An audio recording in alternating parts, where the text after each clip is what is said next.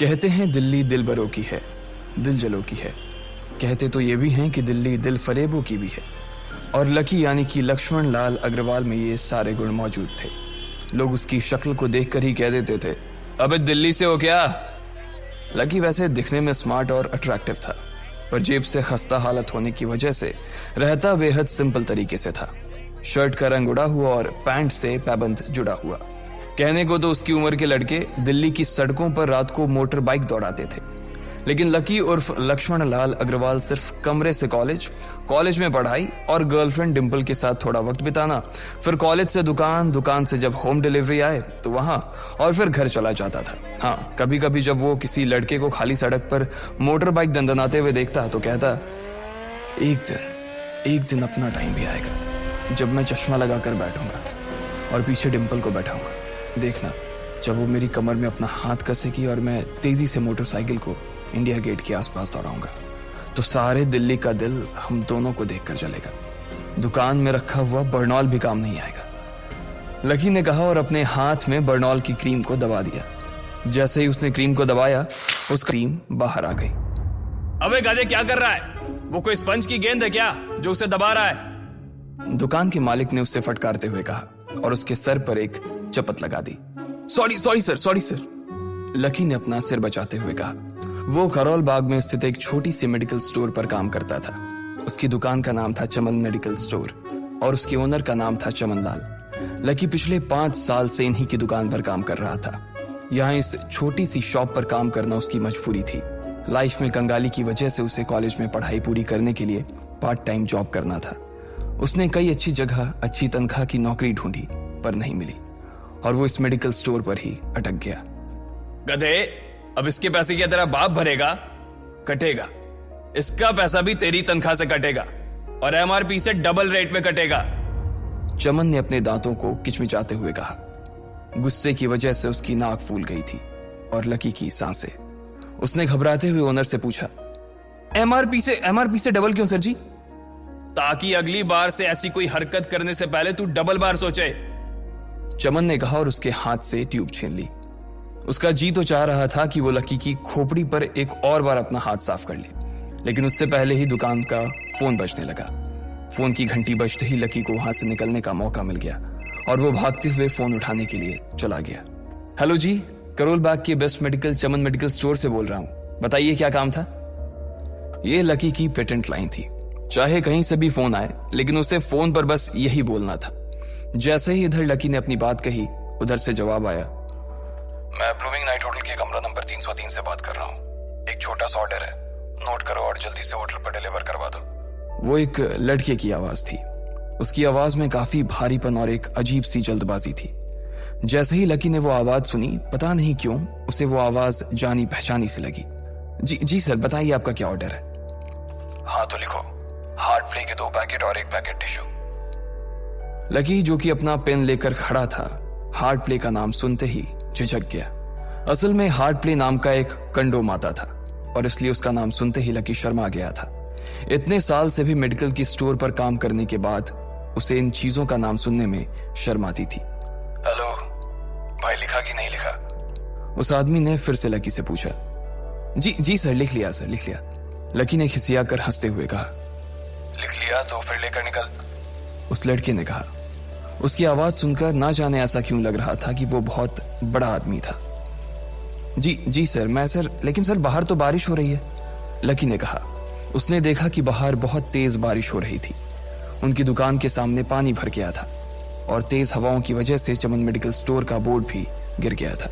Lucky को लग रहा था कि वो इतनी तेज बारिश में अभी एकदम से तो नहीं निकल पाएगा, तो उसने उस लड़के को समझाते हुए कहा, सर मैं ऑर्डर तो ले आऊंगा पर थोड़ा टाइम लग जाएगा, बारिश थोड़ी थम जाए। अब इससे पहले कि वो कुछ आगे बोल पाता, फोन पर लड़का बोल पड़ा। तुम्हारे मालिक को पता है कि तुम मल्होत्रा जी के लड़के को मना कर रहे हो? हाँ पता है, बारिश हो रही है, इसलिए सारा सामान अच्छे से थैली में पैक करके लाना और लेट नहीं होना चाहिए, समझे? उस लड़के ने कहा और इससे पहले कि लकी आगे कुछ कह पाता, उसने फोन काट दिया। उधर से लकी के दुकान का ओनर उसे घूर कर देखा जा रहा था। लकी के हाथ में पेन और पेपर देखकर ही वो समझ गया था कि उसके पास कोई ऑर्डर आया था। आज वैसे भी इतनी बरसात होने की वजह से सुबह से इक्का दुक्का ग्राहक ही दुकान पर आए थे। ऐसे में उसकी दुकान का मालिक एक भी ऑर्डर को छोड़ना नहीं चाहता था। वो लकी को देख रहा था और लकी बारिश की ओर देख रहा था। बारिश का बहाना नहीं चलेगा, जाना पड़ेगा, चमन लाल ने कहा। मैं बहाना नहीं कर रहा सर, थोड़ी बारिश धीमी हो जाए तो मैं चला जाऊंगा। अभी आप खुद ही देखिए कितनी तेज बारिश है। वो पता नहीं कोई मिस्टर मल्होत्रा का कोई बेटा कुछ ज्यादा ही जल्दी में था। मैं साइकिल से तो पहुंच नहीं पाऊंगा इतनी जल्दी। लकी ने उनकी ओर देखते हुए कहा। क्या कहा? मिस्टर मल्होत्रा जी का बेटा? तू मेरी दुकान बंद करवाएगा क्या? अभी क्या भी निकल उनका ऑर्डर लेके, वो हमारे बहुत पुराने कस्टमर है, चमन ने कहा। पर लकी ने कहा ही था कि चमन बोला। पर कुछ नहीं, तू मेरी मोटरसाइकिल ले जा, उसने गुस्से में कहा। अरे सर जी, 200 के ऑर्डर में मुश्किल से 40 रुपए बचेंगे, इससे 3 गुने का तो पेट्रोल ही लग जाएगा, और अगर गाड़ी रास्ते में बंद हो गई तो अलग से खर्चा, लकी ने समझाते हुए कहा। वो जानता था कि उसका मालिक इन सब बातों पर ध्यान नहीं देने वाला। चमन लाल बोला। कोई बात नहीं, तू जा, चाहे जो हो जाए ग्राहक नाराज नहीं होना चाहिए, और वैसे भी वो मल्होत्रा जी का बेटा है। चमन लाल ने मोटरसाइकिल की चाबी लकी की ओर उछालते हुए कहा। लकी ने चाबी ली। उसे देखकर उसके अंदर मिक्स फीलिंग आ गई। एक तो वो बहुत खुश हुआ कि बड़े दिनों बाद बाइक चलाने को मिलेगी, पर वहीं दूसरी तरफ दुखी इसलिए हुआ कि बाइक मिली भी तो ऐसी तेज बारिश में, अगर खराब हो गई तो इसकी चपत भी उसके सिर पर ही पड़ेगी। वो मुंह लटकाकर रेनकोट और हेलमेट पहनते हुए वहां से निकल गया। बाहर आकर बाइक को देखा तो लकी ने मन में सोचा, चलो ठीक है, जो होगा देखा जाएगा, कम से कम बाइक तो चलाने को मिल रही है। दरअसल लकी इतने साल काम करने के बाद भी अपने लिए एक मोटरसाइकिल नहीं ले पाया था। लकी की तनख्वाह ही इतनी भर थी कि सिर्फ उसके कमरे का किराया, उसकी साइकिल में डालने वाली हवा का खर्च, बिजली पानी का बिल और डिम्पल के साथ महीने में 1-2 बार बाहर खाने का खर्चा ही निकल पाता था। उसे डिम्पल की कही बात अक्सर याद आती थी। लकी, अगर अगले 2 महीने में तूने बाइक नहीं खरीदी ना तो मैं तेरे से ब्रेकअप कर लूंगी, देखना। असल में डिम्पल को लकी के साथ बाइक पर घूमने की बड़ी तमन्ना थी। लकी की इस उजाड़ जिंदगी में एक वही तो थी जिसके लिए जिंदा रहने को उसका जी चाहता था। जब भी वो उससे बाइक की बात करती तो लकी डिम्पल की इस बात को हंसकर टाल देता था। वो अपने मन में इस बात को अच्छे से जानता था कि डिम्पल उससे बहुत प्यार करती थी और वो उससे कभी छोड़कर नहीं जा सकती थी। वो दोनों एक दूसरे में ऐसे घुले मिले थे जैसे बादल बरसात में घुल जाती है। लकी को डिम्पल बहुत पसंद थी और वो उसके लिए दुनिया जहां की खुशियां खरीद कर ला देना चाहता था। वो चाहता था कि एक दिन वो डिम्पल को प्लेन में बैठाए, लेकिन उसके ये सब ख्वाब इस कम तनख्वाह की नौकरी की वजह से कभी पूरे नहीं होने वाले थे। पर आज उसके पास एक मौका था। वो डिम्पल को अपने साथ इस बारिश में राजपथ घुमाना चाहता था। वो उसे दिल्ली दिखाना चाहता था। चमन लाल को देने के लिए उसने पहले से ही बहाना सोच रखा था। बस जल्दी से वो ये डिलीवरी देकर सीधे डिम्पल के पास ही जाने वाला था। उसने होटल ब्लूमिंग नाइट के बाहर मोटर बाइक पार्क की और सीधे होटल के अंदर चला गया। लकी ने रिसेप्शन पर पहुंचकर नमस्ते करते हुए रिसेप्शनिस्ट को बोला, जी मैं चमन मेडिकल स्टोर से आया हूं, रूम नंबर 303 का ऑर्डर था सर। रिसेप्शन पर खड़ा आदमी उसके हाथ में काली थैली को देखकर समझ गया था कि उसमें क्या था और वो मंद ही मंद मुस्कुराते हुए बोला, 3rd फ्लोर पर है, लिफ्ट से चले जाओ, रेनकोट यहीं उतार देना। जैसा उस आदमी ने कहा लकी ने ठीक वैसा ही किया और लिफ्ट में चढ़ने के कुछ ही देर बाद वो 3रे माले पर पहुंच गया था। वो रूम नंबर 303 के बाहर पहुंचा और उसने डोरबेल बजाई। जैसे ही दरवाजा खुला लकी ने थैली आगे बढ़ाते हुए कहा, नमस्ते, मैं चमन मेडिकल स्टोर से लकी, ये आपका। इससे पहले कि लकी आगे कुछ कह पाता उसकी आंखें फटी की फटी रह गई थी। उसने अपने सामने जो देखा उसके बाद उसे ऐसा लगा कि बंद छत के नीचे भी उसके ऊपर आसमान से आकर एक जोरदार बिजली गिर गई थी। उसके सामने एक लड़की खड़ी थी। वो लड़की और कोई नहीं बल्कि उसकी गर्लफ्रेंड डिम्पल ही थी। उसने एक पर्पल कलर का नाइट गाउन पहन रखा था। उसके काले घने बाल गीले थे और उसने उन्हें अपने कंधे पर फैला रखा था। उसकी खुशबू से ही ये चीज साफ पता चल रही थी कि वो अभी अभी नहा कर आई थी। डिम्पल, तुम यहाँ क्या कर रही हो? लकी को अपनी आंखों पर विश्वास ही नहीं हो रहा था। उसने 2 बार अपनी पलकें झपका कर देखा, लेकिन दोनों बार ही उसे अपने सामने डिम्पल ही नजर आई। तुम यहाँ क्या मेरा पीछा करते हुए आए हो लकी? डिम्पल ने उल्टा उसी के ऊपर पलटवार करते हुए कहा। लकी को देखकर उसके दिल की धड़कन भी तेज हो गई थी। उसे उम्मीद नहीं थी कि लकी यहाँ आ जाएगा। उसने ना तो सुबह से उसे फोन किया था और ना ही उसके मैसेज का कोई जवाब दिया था। वो अपने मन में सोचकर बैठी थी कि वो अगले दिन खुद ही उससे मिलकर बोल देगी कि उसकी तबीयत खराब थी। डिम्पल बेबी, क्या हो गया? किससे बात कर रही हो? अचानक से एक गबरू जवान सा लड़का दरवाजे के पास आकर खड़ा हो गया था। उसने बनियान पहन रखी थी। लकी उसे पहचान गया था। साले राहुल के बच्चे, तेरी हिम्मत कैसे हुई मेरी डिम्पल को हाथ लगाने की? लकी ने जैसे ही राहुल को देखा उसके तन बदन में मानो आग सी लग गई थी। वो उसे इस वक्त इतना बुरा मारना चाहता था, इतना बुरा पीटना चाहता था जिसकी कोई हद सीमा नहीं थी। लकी जिस कॉलेज में पढ़ता था, राहुल और डिंपल भी उसी में पढ़ते थे और वो कॉलेज राहुल के फादर का ही था। डिंपल ने राहुल के पिता की एक कंपनी में जॉब पकड़ ली थी और राहुल उस पर बहुत लाइन मारता था। लकी ने 1-2 बार डिंपल को उससे दूर रहने के लिए भी कहा, लेकिन डिंपल ने उसे यह कहकर टाल दिया था कि वो सिर्फ अच्छे दोस्त थे। आज भी इससे पहले कि वो आगे बढ़ता, डिंपल उन दोनों के बीच आ गई। रुक जाओ, डिंपल ने गुस्से में कहा और लकी के सीने पर हाथ रखकर उसे रोक दिया। लकी लंबी सांसें ले रहा था और कुछ ही सांसों के बाद उसका गुस्सा शांत हो गया। अब डिंपल के पास भी छुपाने के लिए कुछ नहीं था, इसलिए उसने लकी से कहा, लकी, आज से तुम्हारा और मेरा ब्रेकअप। ब्रेकअप? लकी के पैरों के नीचे से जमीन खिसक गई थी। उसकी आंखें नम हो गईं। लकी को उसकी बातों पर विश्वास नहीं हो रहा था। उसने डिंपल की ओर देखा और बोला, डिंपल, हम पिछले 1 साल से एक दूसरे के साथ हैं और तुम हो कि मुझसे ब्रेकअप करना चाहती हो? अरे मैं तो तुम्हारे लिए नई बाइक लेने वाला था। चल रहने दे, आज ही याद आई है तुझे बाइक की। अरे तेरे पास मुझे बाहर घुमाने के लिए, खिलाने पिलाने के लिए पैसे तो है नहीं। तू कहां से लेगा बाइक? और अगर ले भी लेगा तो उसमें पेट्रोल कहां से डलवाएगा? तेरी 8,000 रुपए महीने की नौकरी, उसमें होगा ये सब? लोग हंसते हैं मेरे ऊपर जब मैं सरोजनी में तेरे साथ घूमती हूँ। मैं ऐसी लाइफ नहीं जीना चाहती लकी। मैं तेरी तरह गरीब नहीं रहना चाहती। तूने मुझे फंसाया था, उल्लू बनाया था तूने मुझे, इसलिए मैंने राहुल से मैचअप कर लिया है। आज से यही मेरा बॉयफ्रेंड है, डिंपल ने गुस्से में कहा। अच्छा, तो बेबी ये है तुम्हारा वो बेकार सा एक्स बॉयफ्रेंड? राहुल ने पूछा और डिंपल के बगल में आकर खड़ा हो गया। फिर उसने लकी के हाथ से थैली उठाई और उसमें से हार्ड प्ले का पैकेट निकालकर उसे चिढ़ाने के लिए उसे हवा में लहराने लगा। बाप रे, इससे बदकिस्मत इंसान इस दुनिया में और कौन होगा? राहुल ने उसकी टांग खींचते हुए कहा। लकी के पास उसकी बात का कोई जवाब नहीं था। उसने गुस्से से डिंपल की ओर देखा और अपनी हाथों की मुट्ठी भींच ली। फिर वो वहां से निकल गया। अबे पैसे तो ले जा, सब कुछ फ्री में देता जाएगा क्या? राहुल ने जोर से ठहाके लगाते हुए कहा, लेकिन लकी बिना उसकी बात सुनते ही निकल गया। उसके दिमाग में डिंपल के कहे शब्द गूंज रहे थे। उसने कभी सपने में नहीं सोचा था कि डिंपल उसके साथ कुछ ऐसा भी कर सकती थी। जिस इंसान के लिए वो इतना कुछ करना चाह रहा था, उसे उसकी कोई कदर ही नहीं थी। लकी इतना हताश हो गया था कि बुरी तरह से रोने लगा। इस बार वो लिफ्ट से नहीं बल्कि सीढ़ियों से नीचे उतरा और एक ही एक सीढ़ी उतरने के साथ उसके आंसू आंखों से छलकते जा रहे थे। जब उसकी आवाज सुनकर कुछ लोग अपने कमरे से बाहर आए तो लकी ने तुरंत अपने आंसू पोंछे और तेजी से वहां से भाग गया। उसे जिंदगी में पहली बार प्यार हुआ था और पैसों की कमी की वजह से ना सिर्फ उसका प्यार बल्कि उसकी पूरी जिंदगी बर्बाद हो गई थी। लकी जैसे ही बाहर आया तो उसने देखा कि बाहर अंधेरा हो गया था। आसमान में तेज बिजली कड़की और बारिश जो थमी थी एकाएक फिर से झमाझम बरसने लगी। ये देख लकी के थमे हुए आंसू एक बार फिर से छलक गए। उसका दिल बुरी तरह से डूब चुका था, लेकिन उसे इस बात की खुशी भी हो रही थी। आखिर आज उसे डिंपल का असली चेहरा नजर आ गया था। वो तो उसके साथ घर बसाने की सोच रहा था, लेकिन अच्छा हुआ कि उसने पहले ही उसका घर बर्बाद होने से बचा लिया। लकी को दुख तो बहुत हो रहा था, पर उसे यह भी लग रहा था कि उसे आगे चलकर यही दुख उसे खुशी देने वाला था। लेकिन एक चीज थी जो लकी को परेशान कर रही थी, वो थी उसकी माली हालत। उसकी जेब इतनी तंग थी कि उसे फटी हुई जेब की पैंट पहनकर घूमना पड़ता था। कभी कभी तो लकी सिर्फ रोटी खाकर दिन काट लेता था। वो कब से कोशिश कर रहा था कि कोई अच्छा काम पकड़ सके, लेकिन उसे कोई काम देने को राजी नहीं था। उसने टूटे हुए दिल को दिलासा देते हुए मन में सोचा कि डिंपल पर खर्च होने वाले पैसे बच जाने से शायद उसके हालत सुधर जाएंगे, पर फिर भी वो रातों रात रईस नहीं हो जाने वाला था।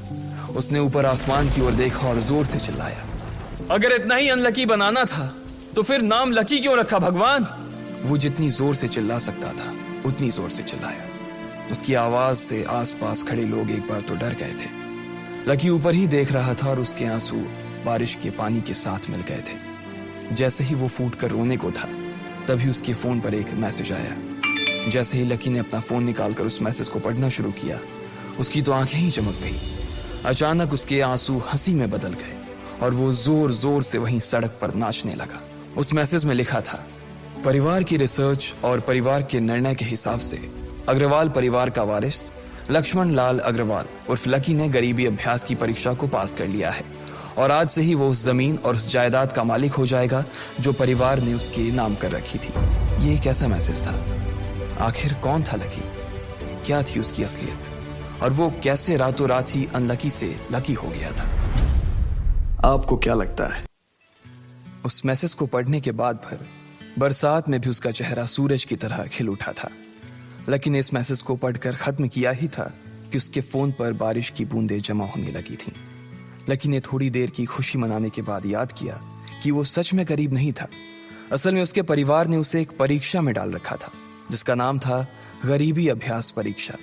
इस परीक्षा के तहत लकी को अग्रवाल खानदान में उसके नाम की जमीन और जायदाद पर तभी हक मिलने वाला था जब वो इस परीक्षा को पास कर लेता। अचानक से उसे याद आया कि वो गरीब नहीं था बल्कि गरीब होने की परीक्षा दे रहा था। हालांकि परीक्षा देते देते उसे 8 बरस हो चुके थे, इसलिए उसे एहसास होने लगा था कि वो कभी परीक्षा को पास ही नहीं कर पाएगा और हमेशा हमेशा के लिए गरीब ही रह जाएगा। अच्छा हुआ चली गई, अब मिलना कभी।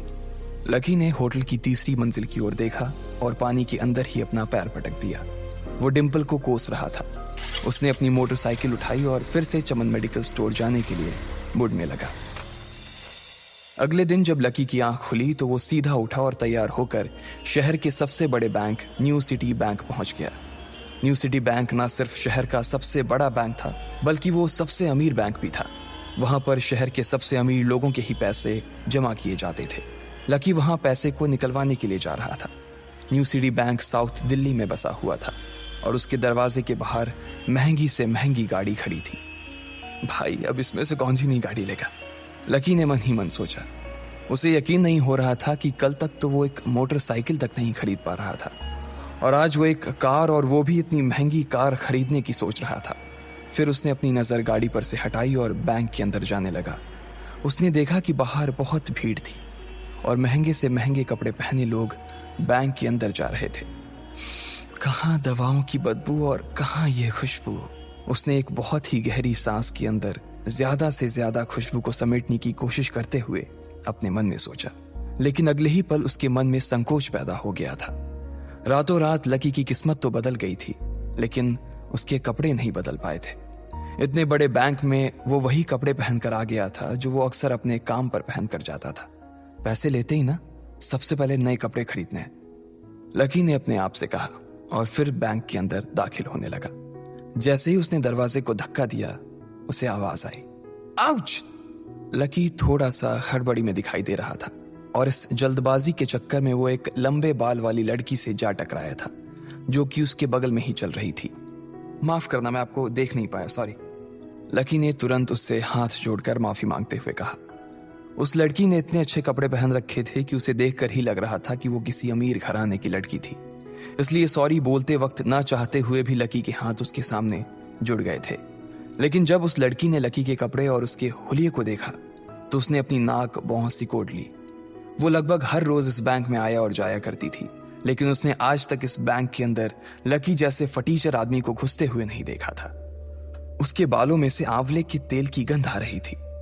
उसने गुस्से भरी नजरों से लकी की ओर देखा और बोली, क्यों नहीं देख पाए? मैं क्या ट्रांसपेरेंट हूं? तुम्हें इतनी बड़ी लड़की दिखाई नहीं देती? इससे पहले कि बात आगे बढ़ती, उस लड़की ने देखा कि इस बैंक की मैनेजर यास्मीन पटेल उन दोनों की ओर बढ़ी चली आ रही है। उसने भी लकी को देखकर वैसी ही शक्ल बनाई थी जैसी शक्ल उस लंबी लड़की ने बनाई थी। I am so sorry miss, आपको कहीं लगी तो नहीं? यास्मीन ने उस लड़की से पूछा और फिर घिन्न भरी नजरों से लकी की ओर देखने लगी। लकी तमतमाती आंखों से उन दोनों को देखा जा रहा था। वो जानता था कि उसने इतनी जोर से भी दरवाजा नहीं खोला कि उसे चोट लग जाए, लेकिन असल में उसे यह मालूम नहीं था कि वो लोग उसे नहीं बल्कि उसके कपड़े को देख रहे थे। यास्मीन ने लकी को ऊपर से नीचे तक देखा और ना जाने उसके मन में क्यों शक पैदा हो गया। क्या आप मुझे बता सकते हैं कि आप यहाँ पर किस काम से आए हैं? यास्मीन ने बड़ी मुश्किल से अपने चेहरे पर एक मुस्कान लाते हुए कहा। वो उसका हुलिया देखकर ही समझ गई थी कि वो यहाँ का कस्टमर तो नहीं था। लकी ने अपने आप को संभाला और कहा, हाँ, वो मैं अपना पैसा निकलवाने के लिए आया था। पैसे निकलवाने के लिए आए हो? यास्मीन ने लकी की बात को ही दोहराते हुए कहा।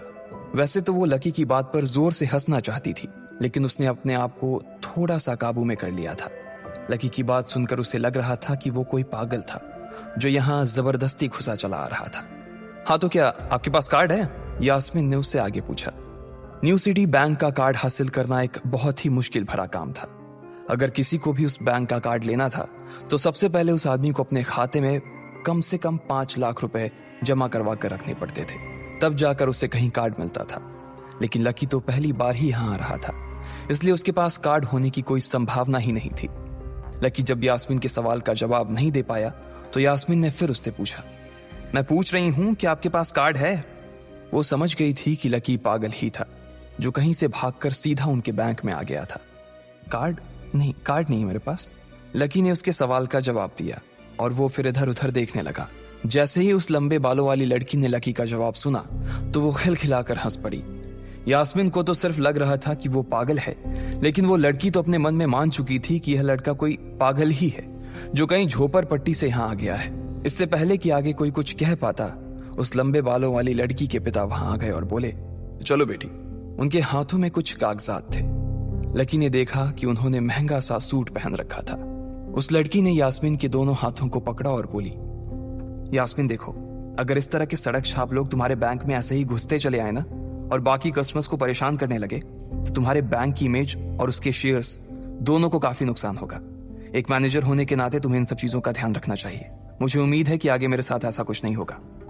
उस लड़की ने कहा और अपने पिता के साथ बैंक के बाहर चली गई। अपना ध्यान रखना कोयल मैडम, मैनेजर ने उसकी गाड़ी तक छोड़ने के लिए आते हुए कहा। आज तो वो बाल बाल बच गई थी। कोयल और उसके पिता इस बैंक के सबसे पुराने और सबसे वफादार कस्टमर्स थे। अगर आज यास्मीन उन्हें नाराज कर देती और वो उसके बैंक से अपना खाता बंद करवा देते तो शायद यास्मीन की नौकरी तक जा सकती थी। और यह सब हो रहा था उस पागल लकी की वजह से। इसे जल्द से जल्द यहां से भगाना पड़ेगा, यास्मीन ने अपने आप से कहा और फिर बैंक के अंदर आने लगी। यास्मीन उसे अपने बैंक से बाहर निकालने के तरीके के बारे में सोच रही थी, मगर जैसे ही वो बैंक में दाखिल हुई उसने देखा कि लकी वहां था ही नहीं। अरे अब ये कहां चला गया? उसने अपने आप से पूछा। वो इधर उधर देखने लगी, लेकिन लकी वहां भी नहीं था। यास्मीन को अच्छे से पता था कि वो उसके सामने तो बाहर नहीं निकला था। इसका मतलब था कि वो बैंक के अंदर ही था, लेकिन यास्मीन उसे ढूंढ नहीं पा रही थी। कुछ देर तक बैंक के सारे कोनों को देख लेने के बाद यास्मीन को लगा कि शायद लकी यहां बहुत ही असहज महसूस कर रहा होगा, और जब वो कोयल को दरवाजे पर छोड़ने के लिए आई तब उसके पीछे पीछे वो भी निकल गया होगा। चलो जान बची, यास्मीन ने अपने आप से कहा और अपने केबिन में आकर बैठ गई। जैसे ही उसने आज के दिन की पहली फाइल उठाई थी उसे किसी एक की झलक दिखी। ये कोई और नहीं बल्कि लकी ही था। अरे ये कहां छिपा हुआ था? यास्मीन ने अपने आप से ही कहा और तुरंत फाइल को टेबल पर रखकर वो ऑफिस के बाहर आ गई। उसने देखा कि लकी बैंक के वीआईपी लॉन्ज के बाहर खड़ा था और उसके खंबे की आड़ की वजह से वो यास्मीन की नजर से बाहर हो गया था। अब यास्मीन को तो वो मिल गया था, लेकिन उसके लिए उससे भी बड़ी एक और मुसीबत खड़ी हो गई थी। लकी जिस कमरे के बाहर अभी खड़ा था उस कमरे के अंदर शहर के सभी रईस लोगों का उठना बैठना था। बैंक के सिलसिले में या फिर किसी दूसरे काम के सिलसिले में वो सभी लोग यहीं आकर बात किया करते थे। उस कमरे के अंदर जो लोग बैठे थे उन सबके करोड़ों रुपए इस बैंक के खाते में जमा थे। अब अगर ऐसे में लकी वहां घुस जाता तो सब लोग मिलकर यास्मीन की गर्दन पर चढ़ जाते। रुको, जहां हो वहीं खड़े रहो, यास्मीन जोर से और साथ ही गुस्से से चिल्लाई। बाकी के लोग जो वहां खड़े थे वो यास्मीन की ये चीख सुनकर डर गए थे। कुछ लोगों को उसकी इतनी जोर से आवाज करने की वजह से गुस्सा भी आ गया था और यास्मीन सबसे मुस्कुराते हुए माफी मांगकर आगे बढ़ती जा रही थी। वो लकी को किसी भी तरह से उस कमरे में जाने से रोकना चाहती थी, लेकिन उससे पहले ही वो उस कमरे के अंदर दाखिल हो चुका था। अरे यार, ये आदमी है या गधा? यास्मीन ने अपना ही सिर पीटते हुए कहा और वो भी उस कमरे के दरवाजे की ओर बढ़ने लगी। उसने उस कमरे का दरवाजा खोलने की कोशिश की, लेकिन वो अंदर से लॉक हो गया था। बाप रे, ये कैसा आदमी है? बिना परमिशन के अंदर घुसा तो घुसा, लेकिन दरवाजा भी अंदर से बंद कर लिया। अब यास्मीन की सांसें फूलती जा रही थी। उसे बहुत डर लग रहा था। उसका जी यह सोचकर घबराए जा रहा था कि ना जाने अंदर लकी और उस रिलेशन मैनेजर के बीच क्या हो रहा होगा। इधर जैसे ही लकी कमरे में दाखिल हुआ, वहां का कस्टमर रिलेशन मैनेजर जो कि सोफे पर फैला हुआ था, वो उसे देखते ही अचानक सीधा बैठ गया। हेलो सर, कैसे हैं आप? उसके मुंह से बिना लकी को देखते हुए ये शब्द निकले।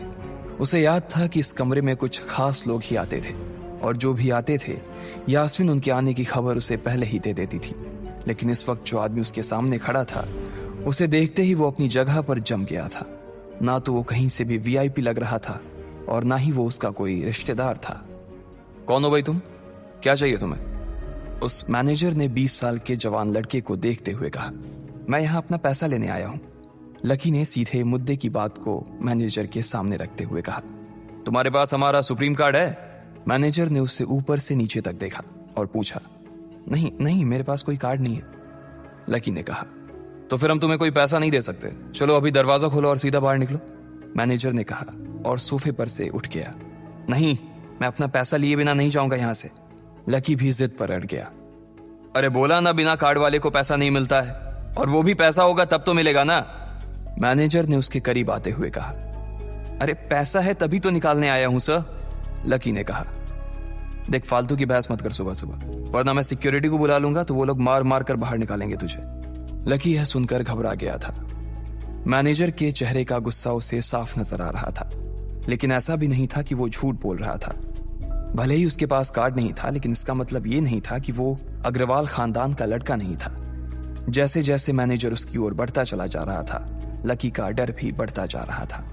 मैनेजर को लग रहा था कि वो कोई संकी था और वो उसे धक्का मारकर बाहर निकालने के लिए आगे बढ़ ही रहा था कि अचानक घबराए हुए लकी के दिमाग में एक आइडिया आया। फिंगरप्रिंट! उसने अपना अंगूठा कमरे में मौजूद उस मैनेजर के सामने उठाते हुए कहा। फिंगरप्रिंट? कौन सा फिंगरप्रिंट? मैनेजर ने चौंकते हुए पूछा।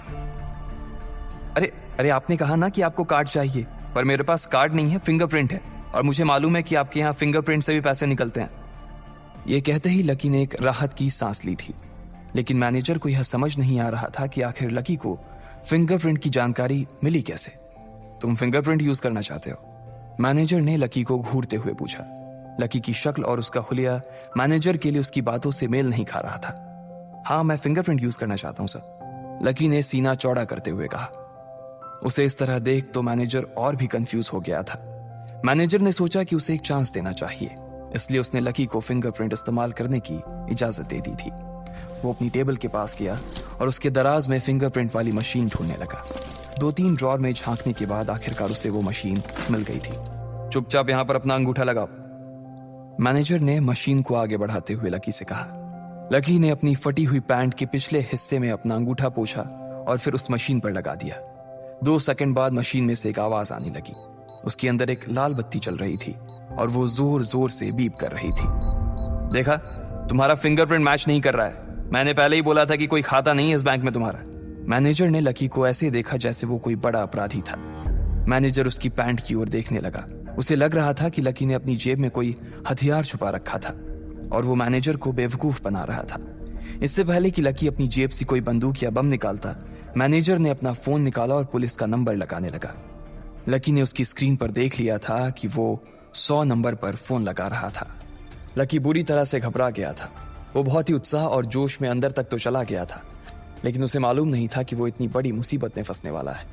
अब आगे क्या होने वाला था? लकी बैंक के अंदर दाखिल लकी उसे पुलिस को बुलाने से लेकिन जब मैनेजर ने उससे पैसे निकालने के लिए कार्ड नहीं आया था तो उसके पास लकी कैसे मुसीबत से बाहर निकलेगा? उसकी फटेहाल हालत देखकर पहले ही मैनेजर को गुस्सा आ रहा था और उसमें लकी ने ये डिमांड रख दी थी कि वो फिंगरप्रिंट से पैसे निकलवाना चाहता था। लेकिन पानी तब सर के ऊपर से निकल गया जब उंगली मैच नहीं हुई। मैनेजर ने फोन निकाला और पुलिस को फोन लगाने लगा। अरे अरे ये क्या कर रहे हो? देखिए सर, मेरी बात सुनिए, मैं कोई क्रिमिनल नहीं हूं। हो सकता है मैंने गलत उंगली लगा दी हो, बस आप मेरे को एक लास्ट बार फिंगरप्रिंट लगाने दो प्लीज। लकी ने उसके सामने हाथ जोड़ते हुए कहा। देख, ये उंगली भी अगर नहीं लगी ना तो फिर ये मत कहना कि मैं अगली उंगली भी ट्राई करके देखता हूं। बार बार ऐसा नहीं चलने वाला है। अगर ये वाली काम नहीं की तो मैं सीधा पुलिस को फोन करने वाला हूं अभी, मैनेजर ने लकी को धमकाते हुए कहा। उसने अपने एक हाथ में मशीन और दूसरे हाथ में मोबाइल फोन पकड़ा हुआ था। उसने अपनी स्क्रीन पर पुलिस का नंबर खोल रखा था और उसका अंगूठा हरे बटन पर ही टिका हुआ था। इधर लकी ने अपने सीधे हाथ की उंगली को अपने पैंट से साफ किया और भगवान का नाम लेकर उसे उस मशीन पर लगा दिया। जैसे ही उसकी उंगली उस मशीन पर पड़ी, अब की बार फिर मशीन से एक आवाज आई और वो चमक कर हरी हो उठी। तभी मैनेजर के मोबाइल पर एक मैसेज आया। मैनेजर ने उस मैसेज को पढ़ना शुरू किया। Verification successful. खाता 1, नाम लक्ष्मण लाल अग्रवाल, खाता नंबर 01104। जैसे ही मैनेजर ने इस मैसेज को देखा, उसकी आंखें फटी की फटी रह गई थी। उस मशीन पर चमकती लाइट को देखते हुए लकी की आंखें भी चमक आई थी। लकी उस हरी बत्ती को देखते ही झूम उठा था और फिर उसने मैनेजर को घूर कर देखा। उसके दिमाग में वो सारी बातें चल रही थी जो मैनेजर उसे अभी थोड़ी देर पहले सुना रहा था। इधर मैनेजर ने उसके आगे हाथ जोड़े और खिसिया कर हंसते हुए कहा, लक्ष्मण सर प्लीज मुझे माफ कर देना सर। मैं इस ब्रांच में नया आया हूँ और इसलिए मुझे मालूम नहीं था कि आप कौन हो। मैं इस ब्रांच का कस्टमर मैनेजर शशिकांत वर्मा हूँ। प्लीज आगे भी मेरा ध्यान रखना सर, प्लीज। Sorry sir. हाँ ठीक है, तो मुझे ये बताओ कि मेरे खाते में कितने पैसे रखे हुए हैं, लकी ने कहा और वो अब सोफे पर बैठ गया। मैनेजर उसके सामने ही खड़ा हुआ था और उसके खाते की जानकारी अपने फोन पर ही निकाल रहा था। उसने अपने फोन पर इधर उधर कुछ उंगलियां चलाई और बोला, हो गया सर, आपके खाते में इस वक्त 90,80,70,650 रुपए रखे हुए हैं सर। शशिकांत के खुद के होश इतनी बड़ी रकम को देखने के बाद उड़ गए थे।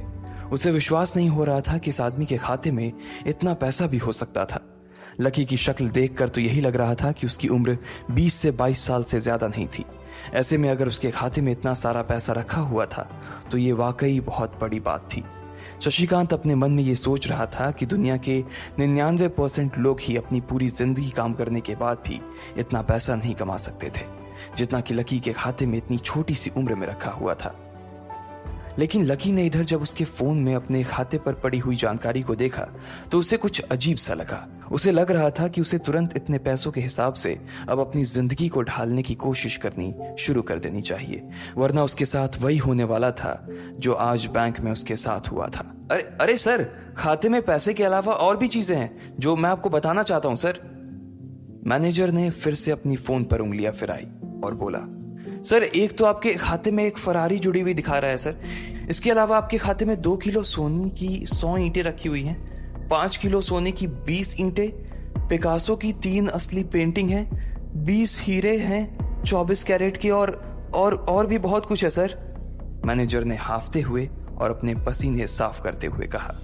इतना सारा धन देखने के बाद शशिकांत की आंखें तो बाहर ही निकल आई थी। उसने कभी लकी जितना अमीर आदमी अपनी जिंदगी में नहीं देखा था। जितना पैसा और सोना और जायदाद उसके पास था उसका 10% भी इस ब्रांच में किसी और के पास नहीं था। ठीक है, चलो मुझे एक कार्ड दे दो तुम, लकी ने अपने दोनों हाथों को अपने सिर के पीछे रखते हुए कहा। जी सर, मैं अभी आपके लिए एक नया कार्ड बनवा देता हूं सर, मुझे बस 10 मिनट दीजिए सर, बस 10 मिनट, शशिकांत ने कहा और फिर लकी के सामने ही निकल गया। जितनी देर में लकी ने अपने फोन पर फिर से उस मैसेज को खोलकर देखा उतनी ही देर में मैनेजर उसके लिए एक चमकता हुआ सुप्रीम कार्ड लेकर उसके सामने आ गया था। लेकिन उस कार्ड को देखने के बाद ना जाने क्यों मैनेजर को ऐसा लग रहा था कि यह कार्ड लकी की संपत्ति के आगे कुछ भी नहीं था। फिर भी मैनेजर इसमें कुछ नहीं कर सकता था क्योंकि वो जानता था कि उसके पास इस ब्रांच में इससे बड़ा और कोई कार्ड नहीं था।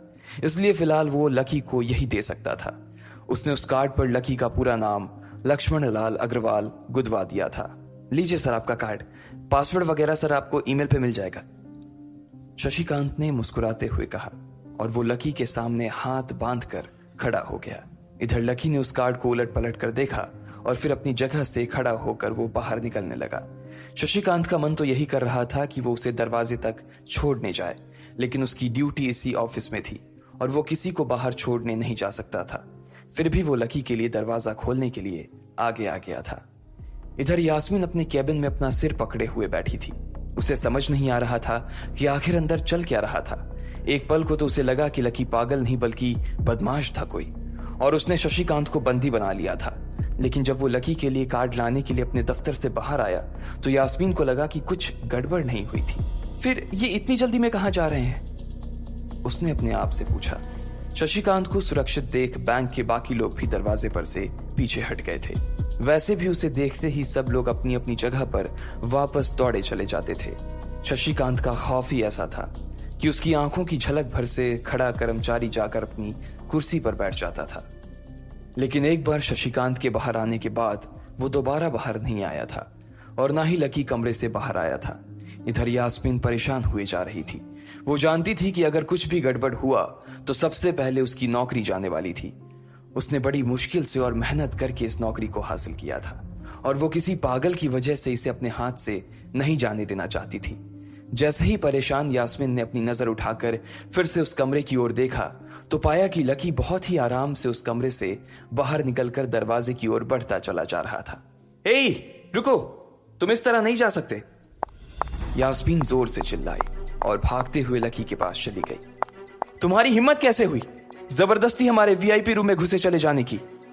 यास्मीन ने गुस्से में पूछा। उसका मन तो यही कर रहा था कि वो अभी लकी का गिरेबान पकड़कर उसे झकझोर दे, लेकिन उसने अपने आप को रोक रखा था। मैंने पहले भी कहा था ना आपसे, मैं यहां सिर्फ अपना पैसा लेने आया था और कुछ नहीं, लकी ने कहा और मुस्कुराने लगा। यास्मीन ने देखा कि उसके हाथ में एक सुप्रीम कार्ड था और वो उसकी उंगलियों के बीच चमक रहा था।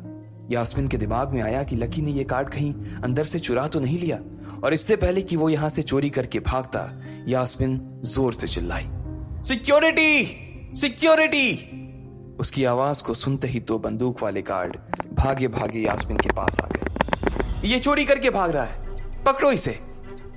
लकी ने जब यास्मीन के मुंह से ये बात सुनी तो उसके कान खड़े हो गए। इससे पहले कि वो वहां से अपनी जान बचाकर भाग पाता, सिक्योरिटी वालों ने उसे धर दबोच लिया था और फिर उसकी जेब टटोलने लगे थे। इधर यास्मीन ने देखा कि उस सुप्रीम कार्ड पर उसने अपना नाम भी गुदवा लिया था। तुम्हारी इतनी हिम्मत कि तुमने शशिकांत सर को डरा कर अपना नाम भी लिखवा लिया इस पर। इसकी जेब चेक करो, यास्मीन ने गुस्से से कहा। दोनों में से एक गार्ड लकी की जेब टटोलने लगा था।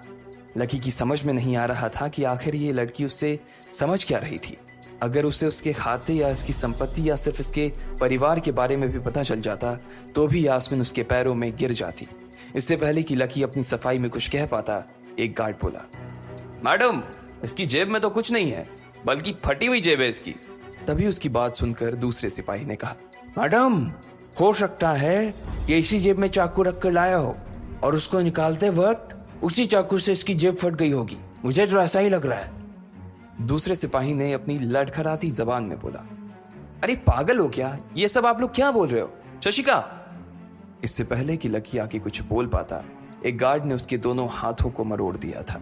इधर यास्मीन अपने मन में सोच रही थी कि अगर वो चाकू लाया था तो फिर वो चला कहां गया था। बाप रे! अचानक से यास्मीन की आंखें बड़ी सी हो गई थी। उसे लगा कि लकी ने उस चाकू से शशिकांत का खून कर दिया था। यास्मीन ने तुरंत अपना फोन निकाला और पुलिस को फोन मिलाते हुए कहा, हेलो पुलिस स्टेशन, मैं न्यू सिटी बैंक से बोल रही हूँ। हमारे बैंक में एक सनकी चोर घुस आया है और उसने हमारे कस्टमर मैनेजर का खून कर दिया है। आप प्लीज जल्दी आ जाइए सर। यास्मीन ने घबराते हुए कहा और फोन रख दिया। तब तक दोनों गार्ड ने लकी को नीचे घुटनों के बल बैठा दिया था और उसके सिर पर बंदूक तान दी थी। जैसे ही बाकी लोगों ने भी अपनी आंखों के सामने ये मंजर देखा तो वो सब लोग भी लकी के आसपास घेरा बनाकर खड़े हो गए। अंदर बैठे मैनेजर ने जब इस हलचल को देखा तो वो भी अपना सारा सिस्टम बंद करके बाहर आ गया। अरे क्या हो रहा है ये सब? उसने जोर से आवाज देते हुए पूछा। जैसे ही सब लोगों ने उसकी आवाज सुनी तो वो चौंक गए और शशिकांत वर्मा की ओर देखने लगे। देखने वालों में यास्मीन भी शामिल थी और उसने देखा कि उसका मैनेजर तो जिंदा है और सही सलामत उसकी आंखों के सामने खड़ा था। सर, आप जिंदा हैं? यास्मीन ने खुशी और आश्चर्य भरे भाव के साथ शशिकांत की ओर देखते हुए कहा, लेकिन अगले ही पल उसकी खुशी की जगह दुख ने ले ली थी। उसे एहसास हो रहा था कि आखिर उसने कितनी बड़ी गलती कर दी थी। यास्मीन ने अपनी ही जुबान काट ली थी और उसके जले पर नमक छिड़का शशिकांत ने। उसने कहा, मैं क्यों इतनी जल्दी मरने लगा और तुमने ये सब क्या तमाशा लगा रखा है? उसने कहा और फिर उस भीड़ की ओर बढ़ने लगा। जैसे ही वो आगे आया उसने देखा कि उन लोगों ने लकी को गन पॉइंट पर बैठा रखा है। अरे किसने किया ये? शशिकांत तुरंत लकी की ओर दौड़ा और उसने उसके पास खड़े दोनों गार्ड्स को हटा दिया। फिर लकी को उठाने के लिए उसने अपना हाथ उसकी ओर बढ़ा दिया और बोला, sir I am really sorry sir, इस बेवकूफी के लिए मैं आपसे माफी मांगता हूं sir. I am really sorry sir. Shashikant उसके पैरों में ही गिरने को हो गया था। लकी उसका हाथ पकड़कर खड़ा हुआ और फिर यास्मीन की ओर घूरने लगा। आप पूछ रहे थे ना ये किसने किया? इसने किया है ये, और इसने सिर्फ इतना ही नहीं किया बल्कि इसने पुलिस को भी बुला लिया है। इसे लग रहा है कि मैं कोई क्रिमिनल हूं जिसने आपका खून कर दिया है और आपसे ये कार्ड चुरा कर भाग रहा हूं, ये कार्ड जो आपने मुझे दिया है। लकी ने यास्मीन की ओर उंगली दिखाते हुए गुस्से में कहा। अचानक ही सब लोग थोड़ा पीछे हटकर यास्मीन को देखने लगे थे। यास्मीन घबराई हुई सी फर्श पर तो कभी छत को देखे जा रही थी। यास्मीन, जो मैं सुन रहा हूं क्या वो सच है? शशिकांत ने यास्मीन को घूरते हुए गुस्से में पूछा। उसकी आंखों में छुपे गुस्से को यास्मीन बर्दाश्त नहीं कर पा रही थी, इसलिए उसकी ना तो लकी से और ना ही शशिकांत से नजर मिलाने की हिम्मत हो रही थी। फिर भी वो जानती थी कि उसका चुप रहना इस वक्त उसके लिए बहुत खतरनाक हो सकता था, इसलिए उसने कहा, सर ये सब मेरी गलती है सर, ये मेरी बहुत बड़ी मिसअंडरस्टैंडिंग है सर। मुझे लगा कि ये जबरदस्ती अंदर घुस आया है और इसने आपके ऊपर हमला करके आपसे जबरदस्ती ये कार्ड बनवा लिया है और फिर आपको मार दिया है सर। यास्मीन ने घबराते हुए कहा। उसकी डरी सहमी सी आंखों में अब आंसू ही आ गए थे। मैनेजर ने जब उसकी ये बात सुनी तो उसने अपना सिर पकड़ लिया। यास्मीन जैसी समझदार लड़की इतनी बड़ी भूल कैसे कर सकती थी? उसने लकी को पहचाना ही नहीं था। खैर, मैनेजर को लगा कि इसमें उसकी कोई गलती नहीं थी। जब वो खुद लकी को नहीं पहचान पाया था तो फिर यास्मीन कैसे पहचान पाती? इसलिए उसने सोचा कि सबके सामने उसे कुछ कहने से अच्छा था कि वो यास्मीन को एक कोने में ले जाकर लकी की सच्चाई बताए। शशिकांत ने उसका हाथ पकड़ा और उसे खींचकर अपने साथ खंबे के पास ले गया और बोला, तुम्हें मालूम है ये कौन है? अरे ये लक्ष्मण अग्रवाल है, लक्ष्मण अग्रवाल खानदान का वारिस। तुम्हें पता है ना कि अग्रवाल खानदान का खाता हमारे बैंक की जितनी भी शाखाएं हैं उसमें सबसे बड़ा खाता है। यास्मीन ने जैसे ही ये नाम सुना, उसके पैरों के नीचे से जमीन खिसक गई थी। वो जानती थी कि अगर न्यू सिटी बैंक इतनी ऊंचाइयों पर पहुंचा था तो उसके पीछे अग्रवाल खानदान का सबसे बड़ा हाथ था। इस बात का जिक्र उससे तब भी किया गया था जब उसने नौकरी ज्वाइन की थी। तुम्हें पता है इस लड़के के नाम पे कितनी प्रॉपर्टी है? ये अपने दम पर ना इस पूरे एरिया को खरीद सकता है, शशिकांत ने यास्मीन से कहा। यास्मीन जैसे जैसे लकी को देखी जा रही थी वो बड़ी बड़ी आंखों से उसे घूरे जा रही थी। लकी कभी उन दोनों को देख रहा था तो कभी अपने आसपास खड़े लोगों को देख रहा था। अब सबसे पहले तो पुलिस को फोन करो और उनसे कहो कि हमसे गलती हो गई थी, और उसके बाद जाकर तुम उनसे भी माफी मांगो, और अगर उन्होंने तुम्हें माफ कर दिया तो तुम्हारी किस्मत, वरना समझ लेना कि तुम्हारी नौकरी चली गई, शशिकांत ने कहा और दौड़कर लकी के पास जाकर खड़ा हो गया। इधर यास्मीन अभी भी वहीं पर खड़ी थी। अभी अभी जो शशिकांत उसे बता कर गया था वो यास्मीन पचा नहीं पा रही थी। उसे लग रहा था कि इसमें उसकी कोई गलती नहीं थी, लेकिन कोई उसकी सुनने वाला नहीं था। बैंक उस छोटी सी मैनेजर के चक्कर में अपने सबसे बड़े कस्टमर को छोड़ने वाला तो नहीं था। अब मेरे पास और कोई रास्ता नहीं बचा है, यास्मीन ने निराश होते हुए अपने आप से कहा, और फिर अपनी जेब से फोन निकालकर पुलिस थाने में फोन लगाया। जैसे ही यास्मीन ने पुलिस वालों से ये कहा कि उससे गलती हो गई और जिसे वो बदमाश समझ रही थी असल में वो बदमाश नहीं बल्कि शहर के सबसे बड़े रईस का बेटा था, तो उधर से आवाज आई, मैडम सॉरी, लेकिन अब तो गाड़ी निकल गई है, वहां पहुंचती होगी। अब आपको जो भी कहना है इंस्पेक्टर साहब से कह देना। और उस पुलिस वाले ने फोन काट दिया। मर गए, यास्मीन ने अपने आप से निराश होते हुए कहा। उसके हाथ थर थर कांप रहे थे। उसे समझ नहीं आ रहा था कि अब वो क्या करे। अब उसके पास लकी से माफी मांगने के अलावा और कोई चारा नहीं बचा था। लेकिन अगर लकी सर ने मुझे माफ नहीं किया और उल्टा मेरे ऊपर डिफेमेशन का चार्ज लगा दिया तो, यास्मीन ने अपने आप से कहा, और वो अब और भी ज्यादा घबरा गई थी। उसने देखा कि लकी उसे घूर कर देख रहा था। शशिकांत पूरी कोशिश कर रहा था कि वो लकी को शांत करवा सके, लेकिन लकी वहां से हिलने का नाम तक नहीं ले रहा था। यास्मीन उसके पास पहुंच गई थी। वैसे तो वो जानती थी कि उसे माफी मांगने से उसकी किस्मत बदलने वाली तो थी नहीं, फिर भी उसने एक बार कोशिश करनी चाहिए और लकी से कहा, सर मैं आपको गलत समझ रही थी सर, एक्चुअली आपके। यास्मीन ने उसके कपड़े को देखा और एक सांस लेते हुए आगे बोली, सर प्लीज मुझे माफ कर दीजिए सर, मेरी इंटेंशन आपको हर्ट करने की बिल्कुल भी नहीं थी। मैं तो जो कुछ कर रही थी बैंक की सेफ्टी के लिए कर रही थी सर, यास्मीन ने गिड़गिड़ाते हुए कहा और नीचे देखने लगी। इट्स ओके, कोई बात नहीं है, लकी ने कहा और उसके हाथ से अपना सुप्रीम कार्ड लेकर निकल गया। यास्मीन को अपने कानों पर तो विश्वास ही नहीं हो रहा था। वो मान ही नहीं पा रही थी कि लकी ने उसे माफ कर दिया था। उधर लकी को अपने आप पर विश्वास नहीं हो रहा था कि वो रातों रात इतना अमीर हो गया था। आखिर लकी इतने पैसों का क्या करने वाला था? क्या उसके खाते की बैलेंस की तरह वो भी रातों रात बदल जाता? ये पैसा उसकी जिंदगी को क्या दिशा देने वाले थे? आपको क्या लगता है? लकी न्यू सिटी बैंक से अपना सुप्रीम कार्ड लेकर निकल रहा था। असल में उसे क्लास में जाने में देर हो रही थी, इसलिए वो बिना यास्मीन से कुछ कहे या उसे सबक सिखाए वहां से निकल गया था। लकी दिल्ली यूनिवर्सिटी के ही एक कॉलेज में पढ़ता था। जैसे ही वो कॉलेज के अंदर दाखिल हुआ, उसके पैर एक कीचड़ से भरे गड्ढे में पड़ गए। ओह शिट, उसने अपने आप से कहा और अपने जूतों को पास की सड़क पर साफ करने लगा। वो कॉलेज एडमिनिस्ट्रेशन के दफ्तर की ओर देखकर उसे कोस रहा था। कॉलेज की सड़कों पर इतने सारे गड्ढे हो गए थे, लेकिन वो लोग एक भी गड्ढा नहीं भरवा रहे थे। जब भी लकी इस चीज की कंप्लेन करने के लिए वहां जाता तो वो इसे ये कह देते कि फंड ही नहीं है। उसने जैसे तैसे अपना जूता तो साफ कर लिया था, लेकिन वो अपनी पैंट पर लगे कीचड़ के दाग को साफ नहीं कर पाया था। वो बाथरूम की ओर जा पाता, इतने में क्लास की घंटी बज गई। वो भागते हुए क्लास में पहुंचा। उसने दरवाजे के बाहर से ही देखा कि प्रोफेसर कमलनाथ मिश्रा पोडियम पर आ गए थे और उन्होंने आज के लेक्चर की शुरुआत भी कर दी थी। जैसे ही उनकी नजर बाहर खड़े लकी पर पड़ी तो उनकी आंखें निराशा से भर आई। इधर लकी का सिर भी शर्म से झुक गया था और उसे अंदर ही अंदर बुरा लग रहा था। कॉलेज में जितने भी प्रोफेसर थे उनमें से कमलनाथ जी को लकी सबसे ज्यादा पसंद करता था। बाकी प्रोफेसर ये बात जानते थे कि लकी पढ़ाई के साथ साथ जॉब भी करता था, इसलिए उसका पढ़ाई में ध्यान नहीं था, इसलिए वो भी लकी के ऊपर ज्यादा ध्यान नहीं देते थे। कुछ लोग तो पूरी क्लास के सामने उसका मजाक भी उड़ाते थे, लेकिन सिर्फ कमलनाथ जी ही ऐसे प्रोफेसर थे जो उसके साथ बराबरी का व्यवहार करते थे। लकी बिना कुछ कहे वैसे ही अपना सिर नीचे झुकाए क्लास में दाखिल हो गया। जैसे ही उसके पैर क्लास में पड़े सभी लोग उसकी ओर देखने लगे। अबे ये फटीचर कब से लेट आने लगा?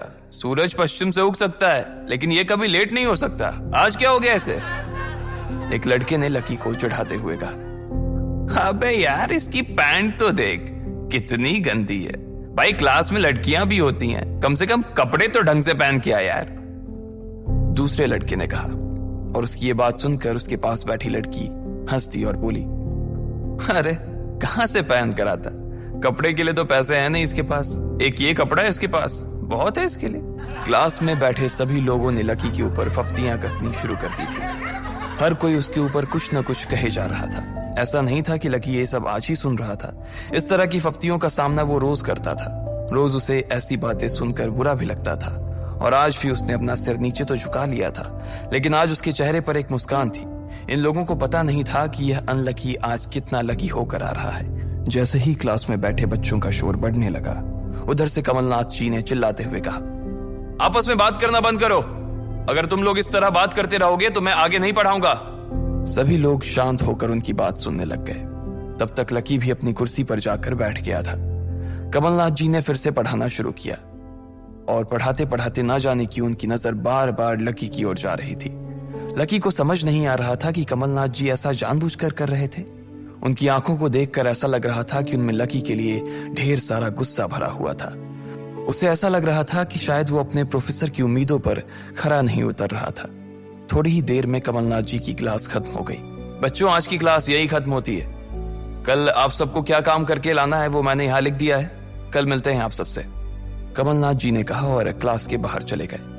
जैसे ही वो बाहर गए पीछे वाले दरवाजे से किसी की आवाज आई, डिंपल। जैसे ही वो आवाज सबके कानों में पड़ी सब लोग क्लास के पीछे वाले दरवाजे की ओर देखने लगे। वहां कोई और नहीं बल्कि डिंपल का नया बॉयफ्रेंड राहुल खड़ा था। ये लोग राहुल को अच्छी तरह से जानते थे। राहुल ने दरवाजे से झांक कर देखा तो वहां कोई नहीं था। वो धीरे धीरे कमरे में दाखिल हुआ और सीधा डिंपल के पास चला गया। डिंपल खिड़की के पास बैठी हुई थी।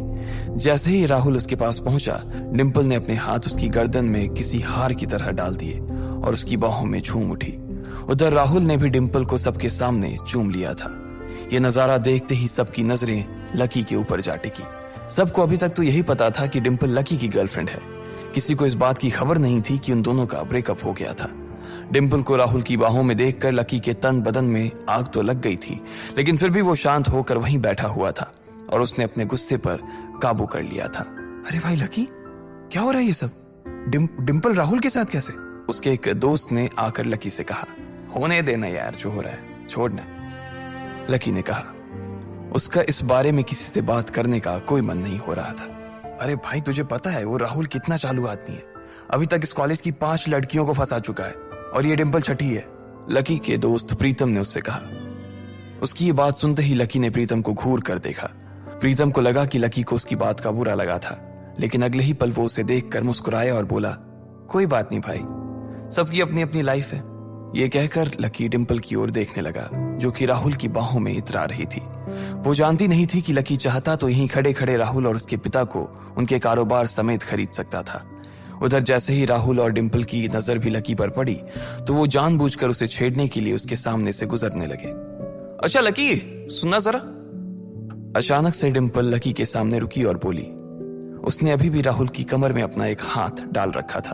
फिर उसने अपने दूसरे हाथ से अपना मोबाइल निकाला और उसका कवर खोलकर लकी के मुंह पर फेंक दिया और बोली, अब क्योंकि मैं तुम्हारे साथ नहीं हूं इसलिए मुझे तुम्हारे इस बेकार से कवर की कोई जरूरत नहीं है, इसे तुम अपने पास रख सकते हो। लकी ने उससे कुछ नहीं कहा और नीचे गिरा वो कवर उठाकर अपनी टेबल पर रख दिया। बेबी, इसने तुम्हें कवर गिफ्ट किया? कवर कौन गिफ्ट में देता है भाई? राहुल ने उसके सामने ही डिंपल से कहा। राहुल लकी को नीचा दिखाने का एक भी मौका अपने हाथ से जाने नहीं देना चाहता था। लकी अंदर ही अंदर मुस्कुरा रहा था। डिंपल ने राहुल की ओर देखा और बोली, बेबी, बात यह है कि जिसकी मोबाइल खरीदकर गिफ्ट करने की औकात नहीं होगी वो सिर्फ कवर ही तो गिफ्ट कर सकता है ना, और क्या। कोई बात नहीं बेबी, मैं आज ही तुम्हें एक नया फोन दिलवाता हूँ। आ जाओ, चलते हैं कनॉट प्लेस और वहां से लाते हैं बेबी के लिए एक नया फोन, राहुल ने कहा। लकी का मन तो यही कर रहा था कि वो जोर से राहुल के ऊपर हंसे, लेकिन उसने अपनी हंसी को रोक लिया था। हाँ बेबी, हमने एक पहले नया फोन खरीदेंगे और फिर उस फोन की पार्टी भी करेंगे, और उसके बाद आज, डिंपल ने कहा और राहुल के चेहरे पर उंगलियां फिराने लगी। राहुल भी और लकी भी उसके इशारे को समझ गए थे। लकी जानता था कि ये सब सिर्फ उसे चिढ़ाने के लिए वो कर रही थी, लेकिन लकी को खुद के लिए नहीं बल्कि डिंपल के लिए बुरा लग रहा था। वो मन ही मन ये सोच रहा था कि अगर डिंपल बस थोड़ा सा और इंतजार कर लेती तो आज लकी उसके लिए फोन की पूरी दुकान खरीद कर रख देता। भाई ये सब क्या हो रहा है? तेरे सामने ये सब हो रहा है और तू बस मुस्कुराए जा रहा है। गुस्सा नहीं आ रहा तुझे? प्रीतम ने लकी से पूछा। नहीं यार, जो हो रहा है अच्छा ही हो रहा है, जो होता है वो भी अच्छे के लिए होता है, इसलिए चिल यार, छोड़, लकी ने कहा और फिर राहुल और डिंपल की ओर देखने लगा। अब उन दोनों की नजर लकी के मुस्कुराते हुए चेहरे पर पड़ी तो वो अंदर से भवक गए। दोनों की दोनों ही ये सब सिर्फ और सिर्फ लकी को जलाने के लिए कर रहे थे, लेकिन वो तो ऐसे बैठा था जैसे उसका और डिंपल का कोई रिश्ता ही नहीं था। जब अपनी इस बातों का लकी के ऊपर कोई असर होता नहीं दिखा तो डिंपल राहुल से बोली, बेबी चलो यहां से। बेबी नहीं बेबी, हबी। आज से तुम मुझे हबी बोलोगी और मैं तुम्हें बोलूंगा मेरी प्यारी वाइफी, राहुल ने कहा और लकी के सामने ही डिंपल को चूम लिया। ये देखते ही लकी थोड़ा सा जल भुन तो गया और उसका जवाब भी वो राहुल को देना चाहता था, इसलिए उसने कहा, डिंपल ये सब क्यों कर रही हो तुम? क्या दिखाना चाहती हो इससे? लकी को डिंपल का ऐसा रूप देखकर उसी के लिए बुरा लग रहा था। राहुल की किसी बात का तो लकी के ऊपर कोई असर ही नहीं हुआ, लेकिन लकी की इस बात का राहुल को जरूर बुरा लग गया था। उसने गुस्से से अपनी नाक फुलाते हुए कहा, ओए फटीचर, ज्यादा बकवास करने की जरूरत नहीं है। आज के बाद अगर तूने मेरी डिंपल के बारे में कुछ कहा या उसकी तरफ आंख उठाकर भी देखा ना तो मैं राजपथ पर तेरी परेड करवा दूंगा। रहने दे भाई, उसकी जरूरत नहीं पड़ेगी। मैं खराब चीज ना तो देखता हूं और ना ही उसके बारे में बात करता हूं, लकी ने कहा और फिर से प्रीतम की ओर देखकर हंसने लगा।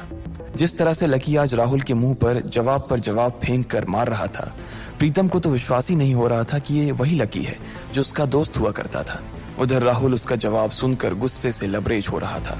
वो लकी को सबक सिखाने के लिए अपना घूंसा तान कर उसकी दिशा में बढ़ा ही रहा था कि इतना ही में पीछे से एक लड़की की आवाज आई, डिंपल।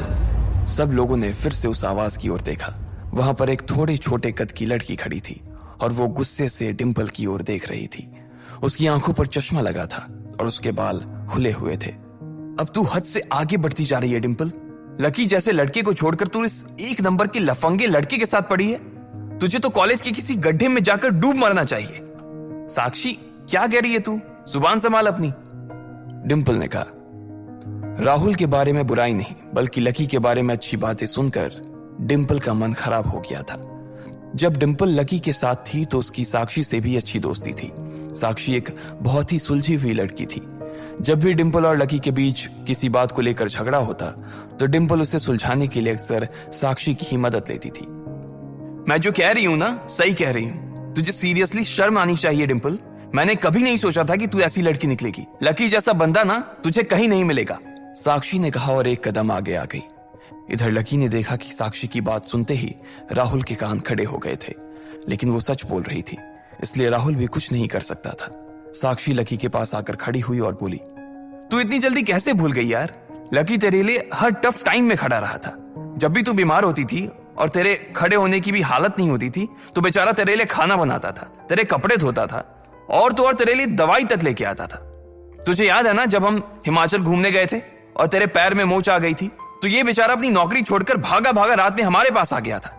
इतना प्यार किया इसने तुझसे और तू इसे छोड़कर जा रही है, साक्षी ने कहा। अपने लिए साक्षी के मुंह से इतना सब कुछ सुन लेने के बाद लकी ने अपनी गर्दन नीचे झुका ली थी। उसे डिंपल के साथ बिताए वो सारे लम्हे याद आ रहे थे। वो डिंपल के ऊपर जान छिड़कता था। उसका बस चलता तो वो डिंपल को अपनी हथेलियों पर लेकर घूमता। भले ही उस वक्त उसके पास पैसे नहीं थे, लेकिन वो फिर भी डिंपल की छोटी सी छोटी डिमांड को पूरा करने के लिए अपनी जान लगा देता था। जो कवर डिंपल ने उसके मुंह पर फेंक कर मारा था, वो कवर को खरीदने के लिए लकी ने 3 दिन तक ओवर टाइम किया था। लकी को जैसे ही ये सब याद आया, उसकी पलकों की कोरे भींग गई थी। इधर साक्षी की बात पूरी नहीं हुई थी। उसने आगे कहा, अरे ये लकी अपनी छोटी सी सैलरी में से भी रोज तेरे गोलगप्पे के लिए पैसे निकाल लेता था। तुझे नहीं पता है, मुझे पता है कि आज भी एक बाइक खरीदने के लिए बंदा तेरे लिए पैसे जुटा रहा था। रोज दाल और रोटी खा रहा है सिर्फ इसलिए ताकि तुझे बाइक पर घुमा सके, और तू ऐसे आदमी को नीचा दिखाने की कोशिश कर रही है। ये सब सुनकर डिंपल का चेहरा ही बुझ गया था। उसे भी साक्षी की कही बातें दिल पर लग रही थी, लेकिन इस वक्त वो राहुल के साथ थी और उसका हाथ राहुल की कमर में था। वो चाह कर भी राहुल के खिलाफ ना तो कुछ बोल सकती थी और ना ही कुछ सुन सकती थी। इसलिए उसने अपने बचाव में कहा, हाँ तो ये तो इसका प्रॉब्लम है ना। मैंने इससे पहले ही कहा था कि ये मेरा प्यार अफोर्ड नहीं कर पाएगा, तो फिर ये मेरे साथ इतना आगे क्यों बढ़ा? आज अगर मैं चीज सैंडविच खा सकती हूँ तो फिर मैं बिना घी वाली रोटी क्यों खाऊं? लकी डिंपल की ये बात सब सुन रहा था और उससे पहले कि वो कुछ जवाब देता, अचानक ही उसका फोन बज उठा। उसने मोबाइल निकाल कर देखा तो पाया कि किसी अनजान नंबर से उसे फोन आया था। साक्षी और डिंपल के बीच हो रही बहस के बीच ही लकी फोन उठाने के लिए वहां से निकल गया। देखा कितनी बदतमीजी से उठ के चला गया। चलो अभी। डिंपल ने राहुल के हाथ को कसकर पकड़ा और निकल गई। इधर फोन पर लकी कुछ बोलता उससे पहले ही दूसरी तरफ से आवाज आई, बहुत हो गया लक्ष्मण, अब बस घर आ जा जल्दी से। यह आवाज सुनते ही लकी एक पल में उसे पहचान गया था। उसके दिमाग से डिंपल के सारे ख्यालात चले गए थे और सिर्फ उस आवाज को सुनकर ही उसकी आंखें भीग आई थी। आखिर किसकी थी वो आवाज? किसका फोन आया था लकी को जो उसका घर पर इंतजार कर रहा था? क्यों आखिर लकी की आंखें भीग आई थी?